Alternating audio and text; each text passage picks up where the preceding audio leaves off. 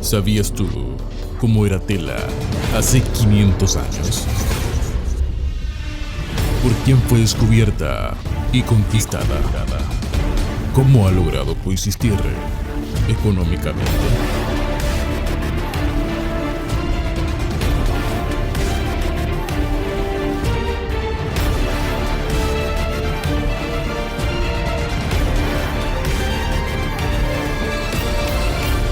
Un buen día de enero de 1524, Cristóbal de Olid partió a Honduras en busca de riquezas.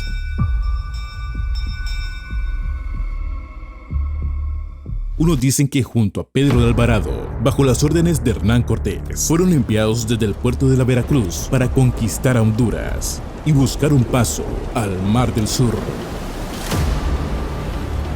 que es el Océano Pacífico en la actualidad. ¿Sabías que Cortés encomendó a Pedro de Alvarado una expedición por tierra y a Cristóbal de Olid una expedición por mar? Todo esto para tomarle la delantera a Gil González Dávila en la conquista de Honduras, llamada popularmente como Ibueras en esa época. Es notable que en su camino hacia Honduras, Cristóbal de Olid pasó por Cuba para abastecerse y llegar a un acuerdo con Diego Velázquez, gobernador de Cuba, para ponerse a sus órdenes y nombrarle gobernador de Honduras si la conquistaba. Saliendo desde Cuba con 7 naves, 360 hombres que traía desde México y 40 que recogió en Cuba, así mismo como pertrechos de guerra que comprenden armas de fuego y corazas de hierro. Entran a Honduras por el lado de Punta Sal, donde encuentran a Tehuacán. ¡Arcabucero! Situado en uno de los cerros que rodean a Tela, entre Puntisopo y Punta Sal. El nombre de los indios que habitaban estas tierras eran jicaques. Según la lista de encomiendas, en el año 1536, Cristóbal de Olid desembarca para utilizar los servicios de los indios como cargadores y proveedores de alimento. Y fue allí, y en ninguna otra parte, donde fundó la Vía Triunfo de la Cruz, el 3 de mayo de 1524, con el nombre de Trujillo de la Veracruz, teniendo como primer alcalde a Juan Medina, el mismo conquistador español que luego fundaría la Vía de Trujillo en 1525. Ya en 1526, Tela fue adscrita a la Vía de Trujillo.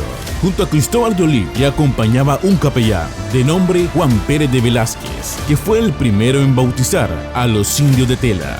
En el libro de Tela en la historia relata que los primeros pobladores encontrados en Tela por los españoles eran de cultura media.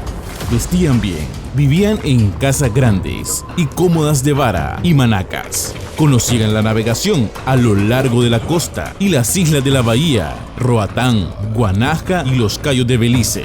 Después de la conquista de los españoles aparece un grupo étnico llamado Negro Criole, que habitaban inicialmente en las islas de la bahía, entre las islas de Roatán y Guanaja, y luego se dispersaron a tierra firme a algunas ciudades del litoral del Caribe, como ser Puerto Cortés, Tela y La Ceiba. Se les decía negro criole porque eran negros ingleses. Básicamente, ellos hablaban un inglés importado de Inglaterra. Una cantidad importante de esos negros crioles y se asentaron en Tela. Evidencia de esto son los apellidos que se encuentran en Barrio Las Brisas, parte de Barrio La Curva, ya que son descendientes de estos negros crioles que vinieron a tierra firme a final del siglo XVII. Muchas evidencias señalan que desde el inicio del periodo colonial, los ingleses mantuvieron una disputa con los españoles por controlar el Mar Caribe. De tal forma lograron apoderarse de muchas posesiones españolas en Honduras, ya que en ese momento pertenecían a la Capitanía de Guatemala, entre ellas las islas de la Bahía hondureña. Ya desde el inicio del siglo XVIII, los ingleses lograron mantener algunos asentamientos en las islas de la Bahía, la Mosquitia hondureña y en el Río Tinto, en los cuales mantuvieron negros esclavos. Joe menciona que entre 1839 y 1841 encontró familias de ingleses blancos y de negros provenientes de las islas de Gran Caimán, islas caribeñas que habían sido colonizadas por los británicos en 1670. y se asentaron inicialmente en Roatán, al igual que los blancos. Los negros por mucho tiempo no se consideraban como hondureños, aunque las islas de la bahía fueron eventualmente reconocidas como territorio hondureño por parte de los ingleses en 1861. Justamente 282 años después de la llegada de los españoles. En 1806 llega a Tela un nuevo grupo que había sido traído por los ingleses a Roatán desde la isla de San Vicente. En 1797 a este grupo se le llama actualmente Garífuna, mismos que el 18 de mayo de ese mismo año habían recuperado las islas de Roatán bajo el mandato del comandante Rossi de la Villa de Trujillo. Gracias a esto se les dio el título de Tropa Morena Auxiliar de la Corona. En ese mismo momento ya existía un batallón de negros inglés proveniente de las islas de Roatán, en Omoa y Trujillo, y un batallón de negros de Haití que se le denominaba como las tropas francesas. No se encuentra con evidencia sobre el destino de los pueblos de Tehuacán y Tehuasca, llamados Icaques, pero según diversas fuentes, en 1861, el presidente José Santos Guardiola, después de rescatar las islas de la bahía, intenta civilizar a los Icaques y envía al sacerdote Manuel Subirana, quien levantó 15 ermitas y solicita luego al presidente Medina un terreno de 7 caballerías de tierra por cada asentamiento Icaque, cerca del punto marítimo de Tela, o lo que es lo mismo, todo el casco urbano actualmente de Tela. Los ejidos solicitados se encuentran entre el río Highland Creek y el río La Esperanza, de este a oeste, la cadena de Cerro de Venecia y Camporvir por el sur, y el mar por el norte. Nunca fue posible que los Icaques poblaran el territorio solicitado. Ya en 1861 existían 2 departamentos en el Mar Caribe. Estos eran Santa Bárbara y Yoro, de los cuales Tela era una aldea perteneciente al municipio de Cataguana, de Morazán en Yoro. El municipio de Tela se crea el 2 de junio de 1876, siendo su primer alcalde el señor Francisco George. El 4 de junio de 1893 se crea el departamento de Cortés y Tela comienza a ser parte de él, para finalmente volver a formar parte del municipio de Yoro el 17 de julio de 1894.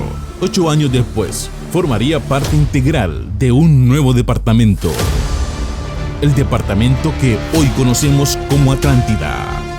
El camino del municipio de Tela comienza a reconfigurarse cuando un 24 de febrero de 1902 se crea el departamento de Atlántida y 25 años después adquiere la categoría de ciudad.